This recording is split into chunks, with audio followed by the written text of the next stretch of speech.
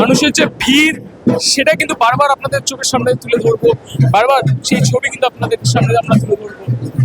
দেখতেই পাচ্ছেন অভিনব আপনাদেরকে সেই ছবি দেখাচ্ছে যে শুভেন্দু অধিকারী কিন্তু এই মুহূর্তে যে খিদিরপুরের ৭৭ নম্বর ওয়ার্ড থেকে প্রচার শুরু করেছিলেন 11:45-এর সময়। এখন 12:30, ঘড়িতে 12:30 বাজে। আর কিছুক্ষণের মধ্যেই কিন্তু এই সকালে প্রচার কিন্তু শেষ হতে চলেছে। আজ সন্ধ্যা 6টা অবধি কিন্তু সেই সময়, সন্ধ্যা 6টা অবধি কিন্তু প্রচার করার সময়। সন্ধ্যা 6টার পরে 48 ঘন্টা বাদ অর্থাৎ 29 তারিখ কিন্তু দ্বিতীয় দফা ইলেকশনে কি হয় আর তার ফলাফল 4 তারিখের আগে আমরা জানতে পারবো না। তো 4 তারিখে কি হয় সেই দিকেও আমরা নজর রাখবো। ক্যামেরায় অভিনব আপনাদেরকে সেই ছবি বারবার দেখাচ্ছে।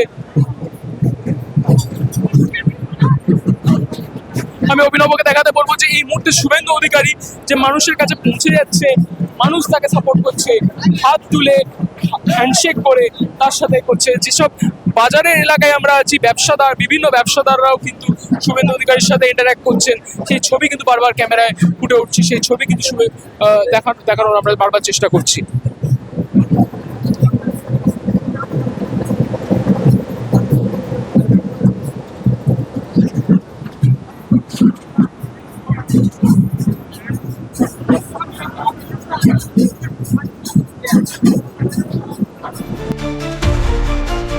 এটা সেলিব্রেশনের মরশুম, দেখতেই পাচ্ছেন কিন্তু মানুষরা একে অপরের শুভেন্দু অধিকারীর সাথে হাতে হাত দিয়ে কিন্তু বলা যায় নাচানাচি, তারা কিন্তু একসাথে কিন্তু এই প্রচারে আছেন, সবাই কিন্তু এই প্রচারে আসছে।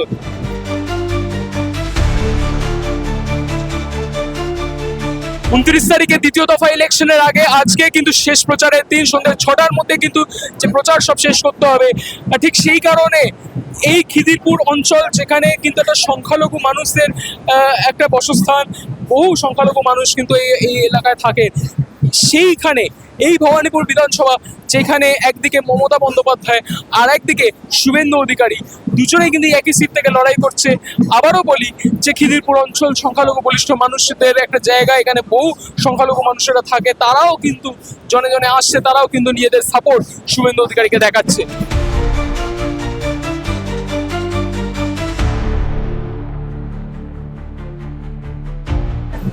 একদমই যে এলাকাটায় আমরা এই মুহূর্তে দাঁড়িয়ে আছি, এটা কিন্তু একটা বাজার এলাকা।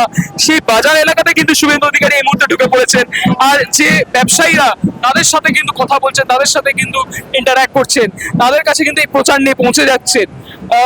আমরা যখন আগেও সাধারণ মানুষদের সাথে এখানে কথা বললাম, তাদেরও কিন্তু এই একই বক্তব্য। ভবানীপুর কেন্দ্রে কিন্তু এবারে বিজেপির পদ্মফুলি ফুটবে, সেটাই তাদের দাবি। সেটা 29 তারিখের দ্বিতীয় দফা বিধানসভা ইলেকশনের পরে 4 তারিখে যখন ভোটের রেজাল্ট ঘোষণা হবে, তারপরে কিন্তু বোঝা যাবে যে এই দাবির মধ্যে কতটা সত্যতা আছে, কতটা অ্যাকিউরেসি আছে, সেই দিকে আমরা নজর রাখবো। ক্যামেরায় অভিনব কিন্তু বারবার সেই ছবি আপনাদের সামনে তুলে ধরছে।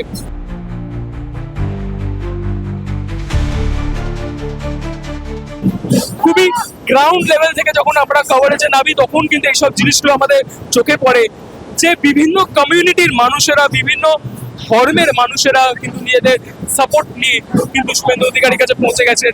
একদিকে যেখানে মাথায় স্কাল ক্যাপ দেখতে পাবেন, আরেকদিকে কিন্তু মাথায় পাগড়ি দেখতে পাবেন, আরেকদিকে কিন্তু মানুষের কপালে সেই গেরুয়া অরেঞ্জ টিকাও দেখতে পাবেন। তৃণমূলকে বিধানসভায় খুঁজে পাওয়া যাবে না, আর মমতা ব্যানার্জি তো মুখ্যমন্ত্রী হওয়া দূরের কথা, বিরোধী দলনেতাও হতে পারছেন, কারণ তিনি ভবানীপুরে হাঁটছেন। ভবানীপুর বিধানসভা কেন্দ্র থেকে আজকে প্রচারে বেরিয়েছেন শুভেন্দু অধিকারী, একদিকে মমতা বন্দ্যোপাধ্যায়, আরেকদিকে শুভেন্দু অধিকারী। কতটা টাফ ফাইট হতে চলেছে? शुभेंदु अधिकारी भवानीपुर पूर्ण बहुमत भारी मतों काफी वोटों से जीतेंगे, बहुत काफी मतों से 50,000 प्लस जीतेंगे शुभेंदु अधिकारी। पश्चिम बंगाल सीएम शुभेंदु अधिकारी बनेगा। बीजेपी सीएम लीडर पश्चिम बंगाल শুভেন্দু অধিকারী সিএম উত্তর। আচ্ছা, এই বিষয়টা তো 4 তারিখে আমরা আরো ভালোভাবে বুঝতে পারবো, কিন্তু যেটা জিজ্ঞেস করবো যে তৃণমূল যে অভিযোগ করে যে শুভেন্দু অধিকারী বা বিজেপি অ্যান্টি বেঙ্গল, অ্যান্টি মুসলিম একটা দল, আমরা যে এই মুহূর্তে খিদিরপুরে দাঁড়িয়ে আছি, এটা তো একটা সংখ্যালঘু বলিষ্ঠ জায়গা। शुभेंदु अधिकारी बनने से पश्चिम बंगाल उत्तम बन जाएगा। उत्तम पश्चिम बंगाल हो जाएगा। हिंदू हो चाहे मुसलमान हो, सबको सम्मान मिलेगा शुभेंदु अधिकारी जी के नेतृत्व में। এক লাইনে জিজ্ঞেস করব, ভোট যুদ্ধ ধুমধুমার বাংলা এবার হচ্ছে কার? বাংলা এবারে কার হবে? बांग्ला देखिए घुसपैठिया है, কার হবে?